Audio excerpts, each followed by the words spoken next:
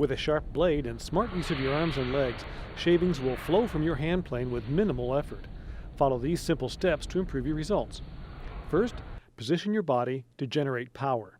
That means stand to the rear of the workpiece, feet shoulder width apart, left foot in front, and most of your weight on your right foot. Bend your elbows slightly. With the blade of the plane off the end of the workpiece, press on the knob to plant the nose of the plane and apply moderate forward pressure on the tote.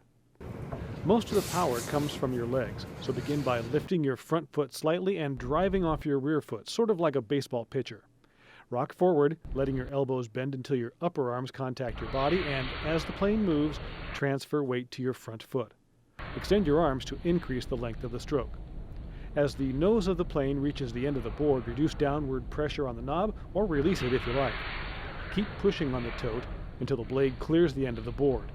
Remove shavings from the plane with your free hand.